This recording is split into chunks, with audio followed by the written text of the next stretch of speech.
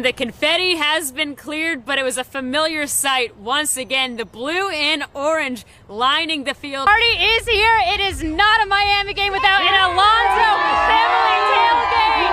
We've got the whole crowd out here today. Back to her hometown of Boston and back. I didn't want you to miss out because I know you didn't make it, so I brought the Green Monster back. They've been going back and forth more than Tom Brady had in making his decision about his retirement. In just the non-conference play, they already have faced 3 top 15 opponents. 15 years ago, Sean Singletary brought this very place into a frenzy. You emerged as a first year, you got onto the scene, and then you really had that breakout sophomore year last year. Where is your ceiling? Rivalry week always brings a heightened energy. As you can see behind me here tonight, the Patriots are getting ready for their big game. Let me just remind you for a second about the cycle that Virginia basketball was stuck between. Win and loss for the whole month of January. The road to the College World Series has been dramatic. It's been fun and it's been full of highlights to remember. Just 4 days ahead of the inaugural Fenway Bowl, Virginia football has pulled out. This comes after COVID-19 has affected too many players. J.C. Price was partying like it was 1995. He won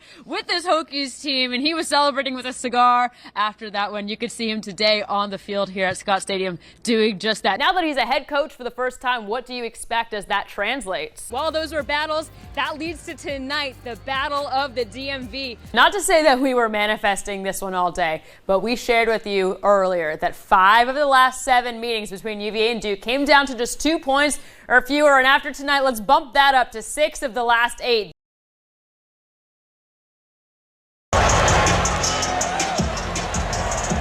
There's something about the outside of a horse that's really good for the inside of a person. And all of a sudden, you feel that connection, and you're going, this wipes away my worries. After 21 years, those worries never fazed Kim Kirshnick, proudly serving as the Mounted Cavalier, or Cavman. It's humbling every time I do it.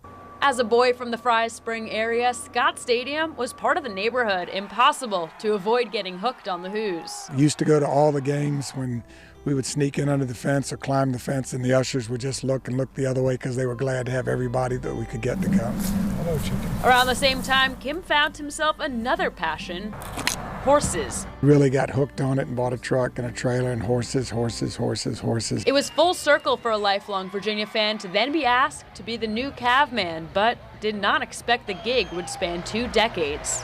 Never.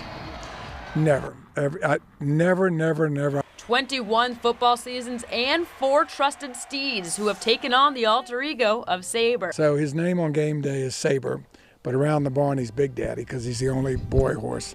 But he's anything but Big Daddy because the girls boss him around. Kim and Big Daddy practice with the marching band and survey the field each week before suiting up and becoming the Cavalier. You feel the historical importance of it. At first, sure, there's a little bit of an ego and you're thinking this is really cool and I'm the guy. And then after a couple of years, you realize how important it is to everyone. On Saturday, Cavman hung up his feathered cap for the last time. I haven't missed a game in 21 years and I'm still going to go to games. There's a part of me that says, I don't want to stop doing this. No one's pushing me out.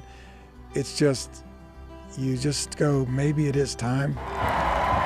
The honor of a lifetime for a rider from Charlottesville, creating those bonds, spreading joy, and riding out one final time. It puts a smile on everybody's face. It really, really, really is part of the game day experience. And you try extra hard to do everything as well as you can and be friendly to everybody, and that's what I've always tried to do. Danielle Stein, CBS 19 Sports. I remember last year, right before Christmas, the doctor said, you know, are the kids excited about Christmas? And I'm like, well, I don't know. You said 14 months, and we're not sure if this is the last Christmas or if we're going to have more Christmas. Mincer's has been a Charlottesville institution since the 1940s, first a pipe shop owned by Robert Mincer, Mark's grandfather. After moving to the corner, Mincer's then shifted its focus. T-shirts gradually grew in popularity, starting with the ACC Men's Basketball Championship in '76. Then Ralph came and took our little university and basketball team to unprecedented heights. UVA is like our life and our family's history. All we've ever known or cared about is UVA. Virginia fans know if they're looking for gear, you go to Mincer's. And after graduating from UVA in 1985, Mark decided nothing would be better than starting the third generation. There's a lot of people rooting for us, rooting for me. You sometimes wonder how it got that way. In October 2020, Mark went for a walk but couldn't tie his shoes. Then he sat down for dinner and couldn't cut into his food. I said, something's wrong here. This is not working like it should. And they said, well, maybe you're having a stroke. I said, I don't think I'm having a stroke. We went up here to Martha Jefferson, and they said right away, oh, you're not having a stroke. I said, see, I told you. I knew I wasn't having a stroke. And they said, but you got this giant tumor, and you need surgery like tomorrow or the next day. I'm like, what? And I'm looking up there at the screen saying, you got the right file there? It's Mark Mincer. Mark was diagnosed with an aggressive form of brain cancer, glioblastoma. Doctors said 50% of patients make it 14 months, and the other 50 do not. So now it's been, what, 13 and a half? Yeah. It's been 13 and a half months, so it looks like I'm probably going to make it. Just like Mark had been involved in the business growing up, all 4 of his kids grew up around the store. His son Cal moved out of town to try a new career after college, knowing he'd be the next in line to take over. That day came sooner than expected. There was a conversation in November that's all done. I'm cutting the lease, I'm back. In my mind, I'm signing a 30-year contract here, I'm doing this. It's just kind of changed the plans, and now I got a new course. A couple months of watching, asking, and learning, Cal was on a crash course to learn the business with the time they have together. They don't need my approval to do things. If I was in a plane crash, they wouldn't be able to ask me anything. Just trying to hear his thoughts on things that I'm not always going to be able to hear. And at age 25, the tradition goes on. Cal Mincer is now leading the 4th generation at the store. He's learned a lot. He's doing a fantastic job for us. We're very, except for the health issue, we're very pleased with how it's going. So much of what I do all the time is basically just with the goal of making him proud.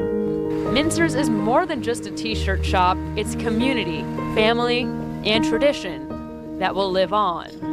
That'd be hard to imagine that we could do this for 100 years. I think it'd be kind of neat if he could make it that long. If we could make it 100 years. Well, as long as people want shirts, I have no other plans. I'm planning on seeing 100 years. I never thought about it till he just mentioned it, but that would be really cool. I mean, 100 years, that's just the 4 of us. I mean, I'm already proud of what we got, but that sounds crazy. That'd be awesome.